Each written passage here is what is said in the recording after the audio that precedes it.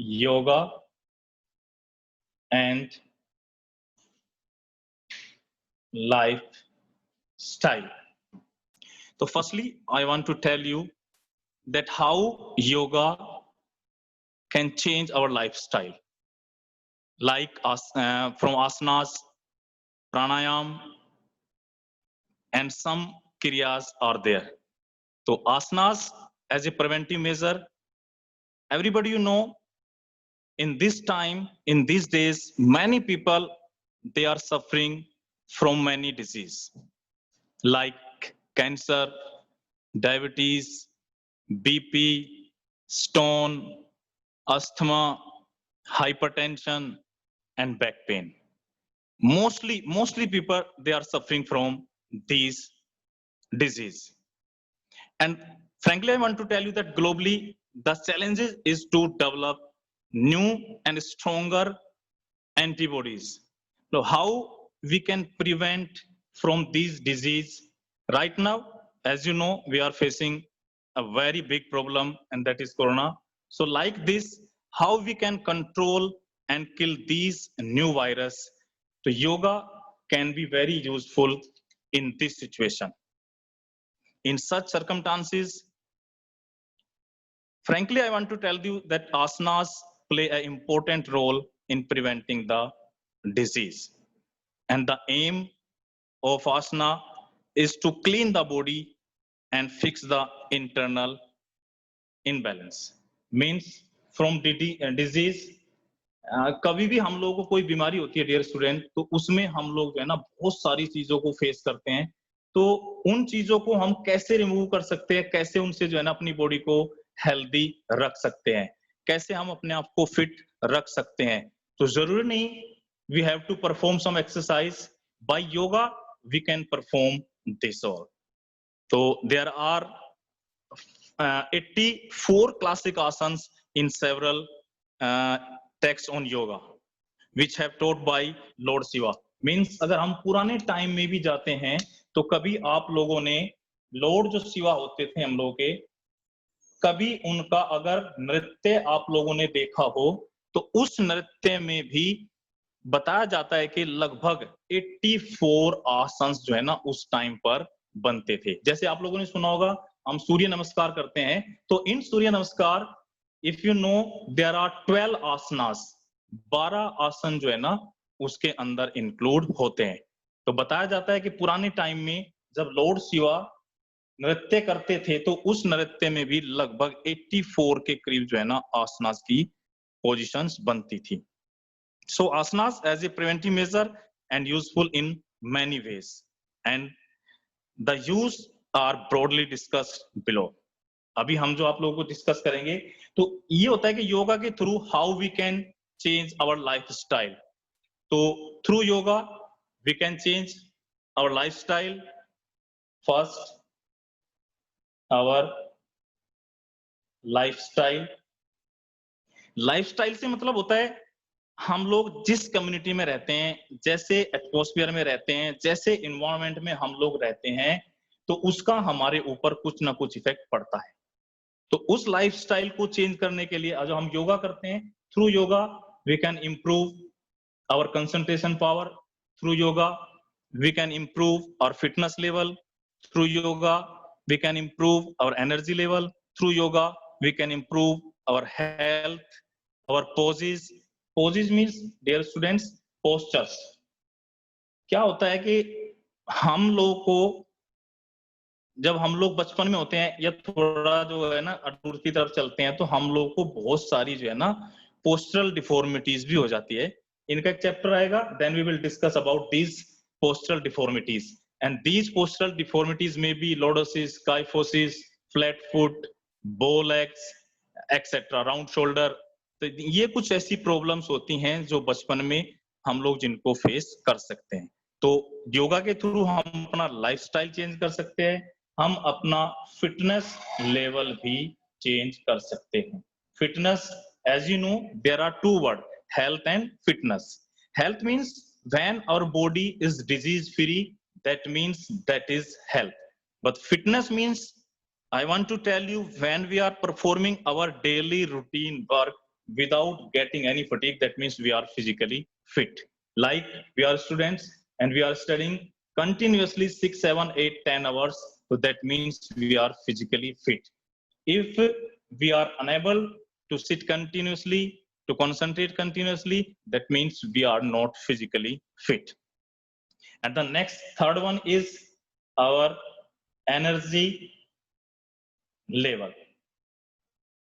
Dear students, as you know, when we do some physical work, जब भी हम लोग कोई physical work करते हैं तो हमारी body की जो है ना डिमांड बढ़ती है. मीन्स हम लोग के खाने पीने के लिए हम लोग का मन करेगा, कोई भी चाहे लिक्विड ले, चाहे फ्रूट्स ले, चाहे ड्राई फ्रूट्स ले, कुछ भी हम. तो अगर हम लोग डाइट अच्छी लेंगे, डाइट मीन्स हो गया balance diet, as you know, and there are many elements of balance diet. I think everybody you know that is protein, carbohydrate, fat, vitamins. These are the elements of healthy diet.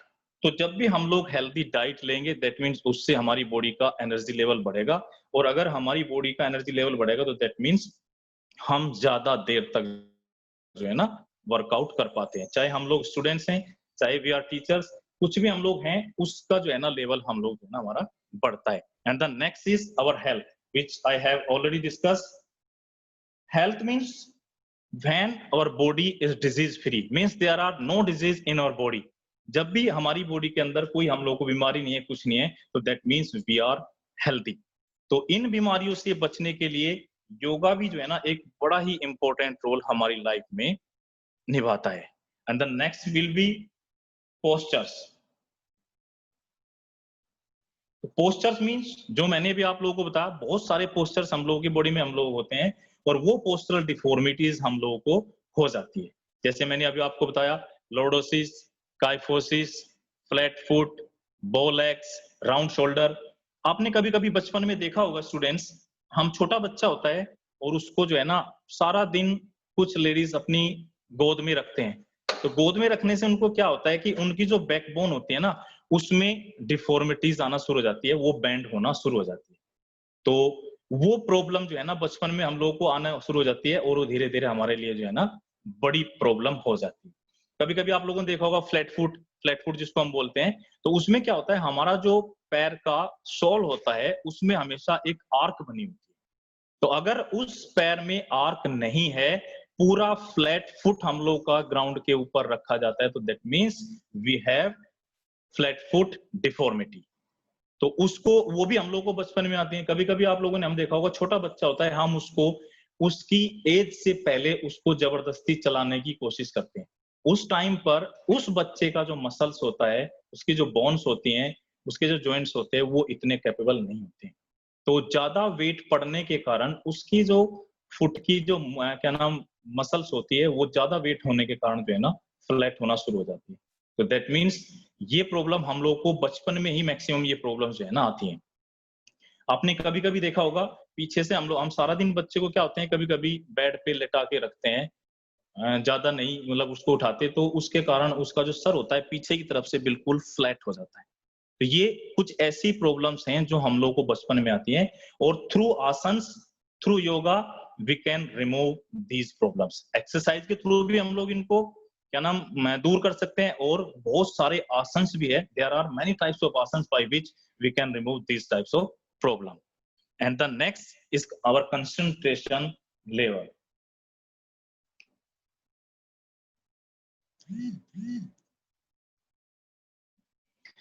sometimes which you face, sometimes not, many times you will face. हम कभी कभी पढ़ने के लिए बैठते हैं और उसमें हम लोगों का जो है ना मन नहीं लगता है. हम कभी उठेंगे, पानी पीने का मन करता है, कभी चाय के लिए मन करता है, कभी कुछ. तो that means that is the lack of concentration. That is the lack of concentration. If you want to improve our concentration power, so that means we have to perform some yogic exercise daily. We have to sit in meditation. Meditation is the best way to improve our concentration power. हम जितना time meditation में बैठते हैं, तो through meditation जो है ना हम लोगों का कंसंट्रेशन पावर बढ़ता है. क्योंकि मेडिटेशन में हम लोगों को बताया जाता है कि हमें अपना ध्यान एक जगह केंद्रित करना होता है. तो जितनी ज्यादा देर हम लोग अपना ध्यान एक जगह केंद्रित कर पाते हैं, उससे हम लोगों की कंसंट्रेशन पावर बढ़ती है। तो आप लोग, मुझे लगता है यू आर द स्टूडेंट्स, आप लोगों को सुबह मॉर्निंग उठ के आप लोगों को थोड़ी देर के लिए जो है ना मेडिटेशन वगैरह करना चाहिए। Through meditation you can improve your concentration power, and if your concentration power will be strong, तो दैट मीन्स आप लोग ज्यादा टाइम तक बैठकर पढ़ सकते हैं।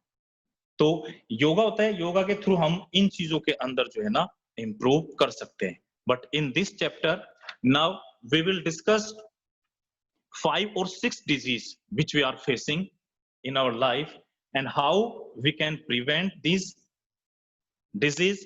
तो ये हम सब जो है ना इसके अंदर अभी लोग डिस्कस करेंगे। और उन बीमारी के अंदर अगर हम लोग बात करते हैं, जो फर्स्ट हम लोगों की डिजीज है जो इसी चैप्टर के अंदर हम लोगों को दी गई है, तो उसके बारे में हम लोग बात करते हैं।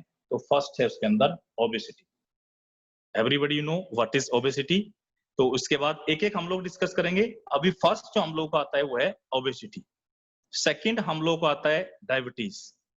थर्ड इस चैप्टर के अंदर दिया गया आप लोगों को अस्थमा। फोर्थ नंबर पे इसके अंदर दिया गया hypertension, and the fifth one is back pain.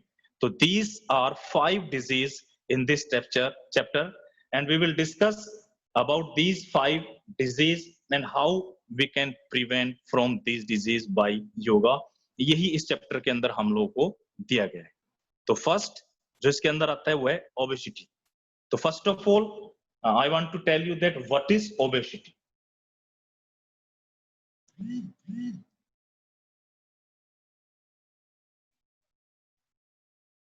Generally हम लोग सब जानते हैं जिस पर्सन के ऊपर ज्यादा फैट चढ़ना शुरू हो जाता है उसको हम लोग क्या बोलते हैं कि इसके ऊपर मोटापा चढ़ना शुरू, दैट इज द ओबेसिटी।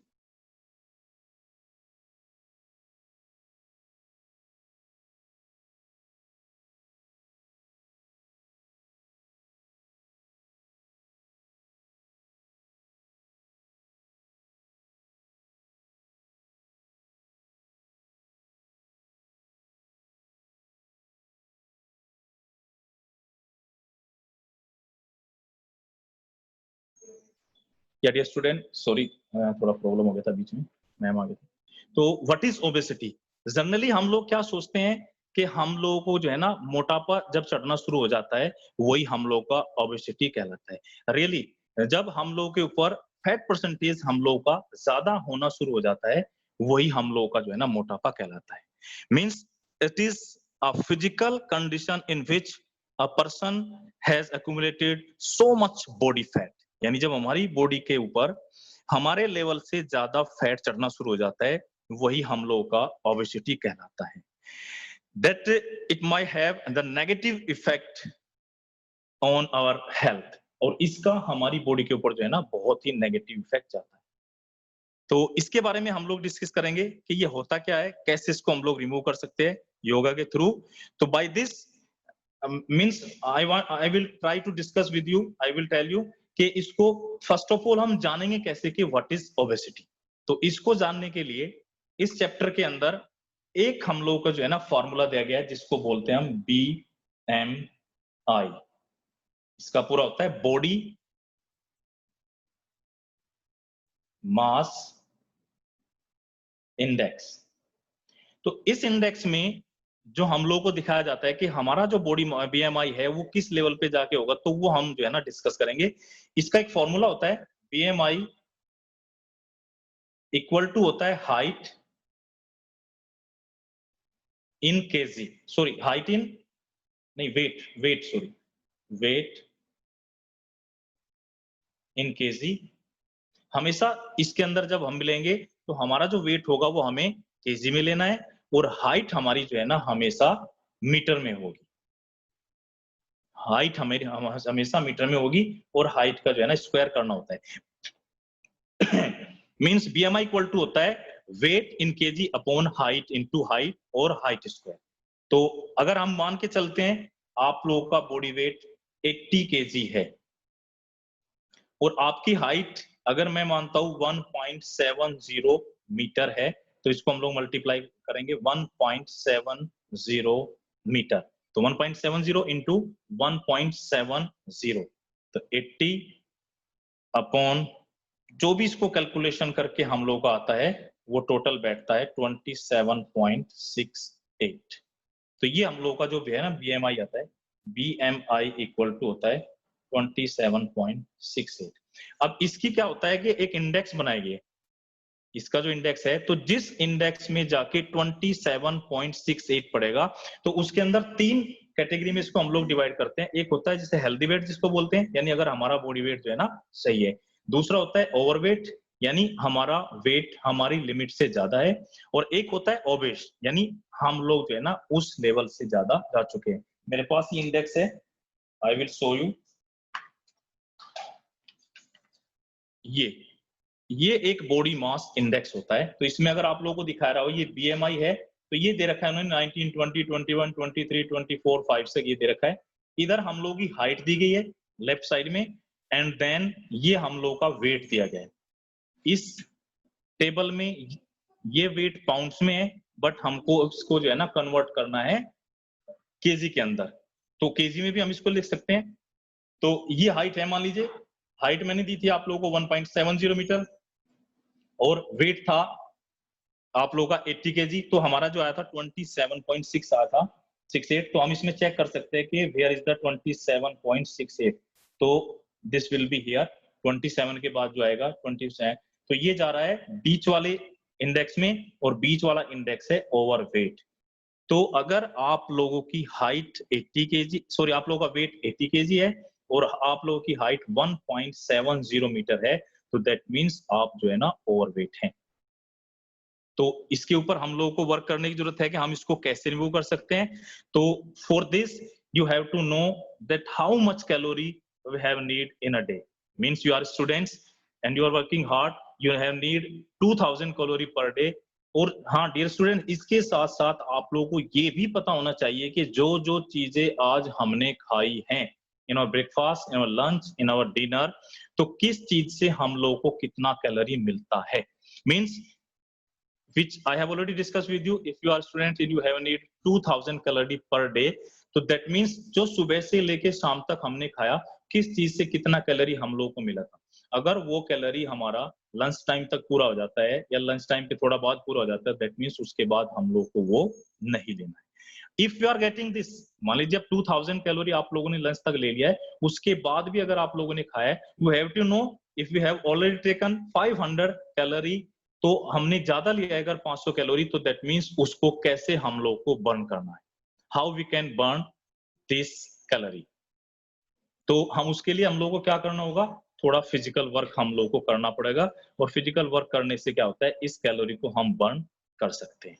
तो इसके थ्रू हम लोग जो है ना अपना बॉडी मास इंडेक्स निकाल सकते हैं। आप सब भी अपना अपने आप निकाल के देख सकते हैं। बीएमआई इक्वल टू मैंने बताया आप लोगों को weight in KG upon height into height होता है, या हाइट स्क्वायर, और ये मीटर में हाइट हम लोगों को लेनी होता है। तो through this you can know that you are obese, you are overweight और यू आर अंडरवेट। तो ये सारी चीजें हम जो है ना इसके थ्रू जान सकते हैं।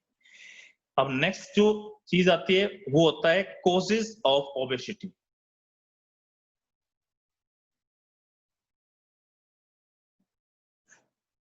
मींस कौन कौन से ऐसे कारण हो सकते हैं जो हमें हमारे मोटापे को बढ़ाते हैं। And the first cause is genetics. Dear student, ये प्रॉब्लम्स जो है ना जेनेटिक्स भी हो सकती है। Means if our parents are fatty, that means the child may be fatty।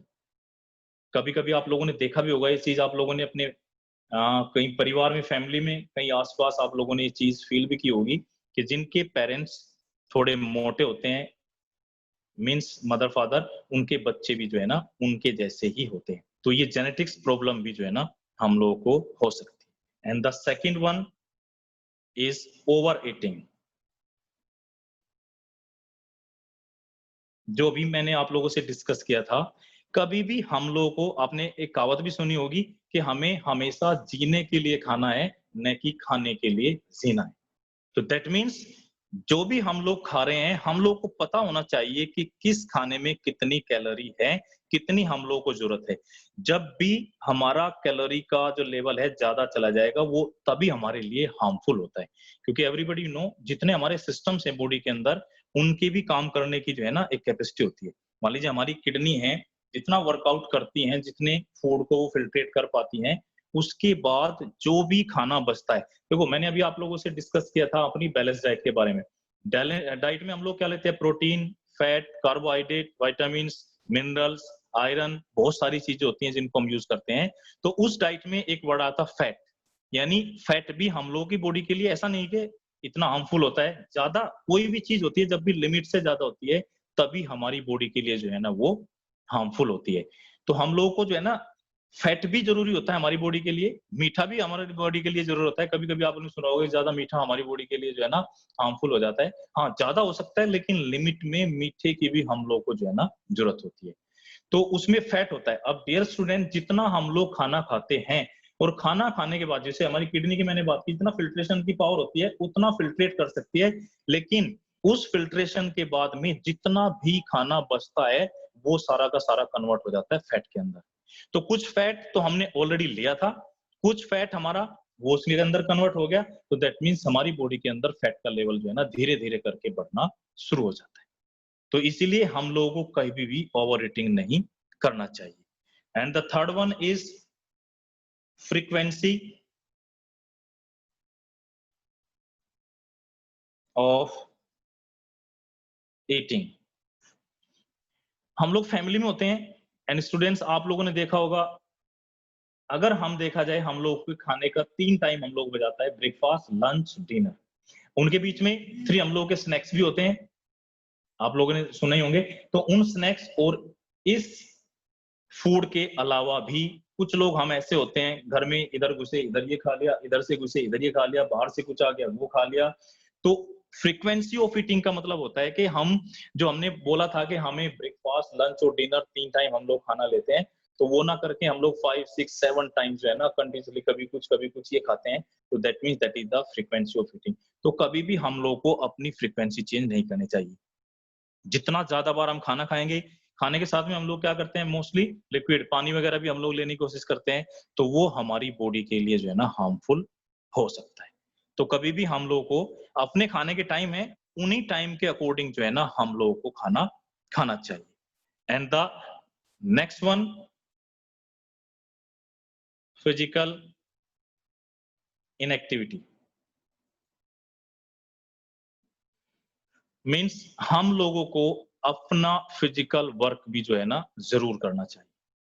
कभी-कभी हम लोग मैंने अभी आपको बताया हम अपने खाने की टाइम भी बड़े चेंज कर लेते हैं। कभी आप लोग ब्रेकफास्ट अर्ली मॉर्निंग 9 और 10 ओ क्लॉक तक करेंगे। कभी आप लोग लंच 3 और 4 ओ क्लॉक तक करेंगे और कभी-कभी हम लोग डिनर जो है ना रात को 10-11 बजे तक भी करते हैं। तो इसीलिए ये जो चेंजेस होते हैं हमारे खाने में, ये भी हमारे लिए जो है ना हार्मफुल हो सकते हैं।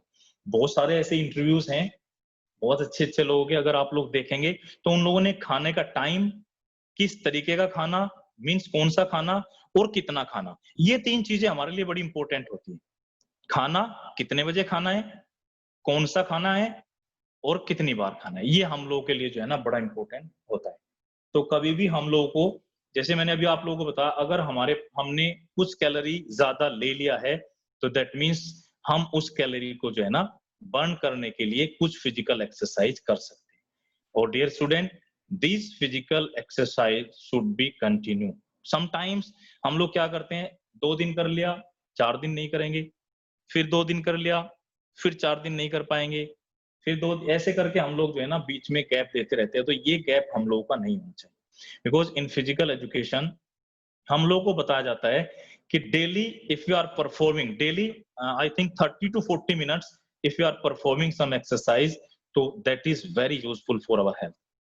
30 से 40 मिनट भी अगर हम अपने बॉडी के लिए वर्कआउट कर रहे हैं, तो वो हमारी बॉडी के लिए जो है ना बहुत ही अच्छा माना जाता है। क्योंकि उसके अंदर क्या होता है अगर हम लोगों ने कुछ एक्स्ट्रा बर्न कर लिया है, दैट मीन्स सॉरी जो एक्स्ट्रा हम लोगों ने डाइट ले लिया है तो उसको हम जो है ना through these exercise, through these activity जो है ना हम उसको बर्न कर सकते हैं और वो हमारी बॉडी के लिए ज्यादा नुकसानदायक नहीं होगा। तो इसीलिए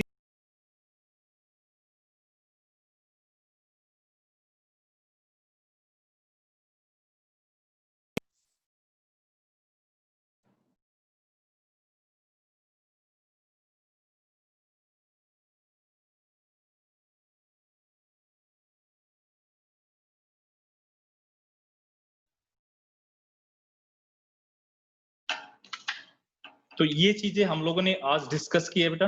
next time we will discuss that how many asanas are there by which we can prevent from this disease. तो ओबेसिटी होती है, ओबेसिटी के लिए हम लोग कौन कौन से आसन कर सकते हैं और जिसके थ्रू हम लोग जो है ना अपनी बॉडी से बॉडी फैट कम कर सकते हैं। तो ये कुछ जो मैंने आप लोगों को 5 डिजीज बताई थी, तो इनके बारे में ऐसे ही हम लोग जो है ना वन बाय वन डिस्कस करेंगे। तो इनसे रिलेटेड अगर आप लोगों की कोई प्रॉब्लम्स है, कुछ भी है, तो आप मेरे व्हाट्सएप नंबर पे जो है ना मुझे डाल सकते हैं। तो या फिर मैं डिस्कस करूंगा कि हम during this meeting if we can discuss with each other, और जो भी होगा उसके बारे में हम जो है ना डिस्कस कर लेंगे। तो इस चैप्टर में जो हम लोगों को बताया गया, ओबेसिटी, डायबिटीज, अस्थमा, हाइपरटेंशन और बैक पेन, इनके बारे में जो है ना हम लोग डिस्कस करेंगे। तो अभी मैंने आप लोगों को ओबेसिटी के बारे में बताया। Next we will discuss about diabetes. तो इसके पहले आसन्स वगैरह ये भी हम लोग जो है ना नेक्स्ट मीटिंग में डिस्कस करेंगे।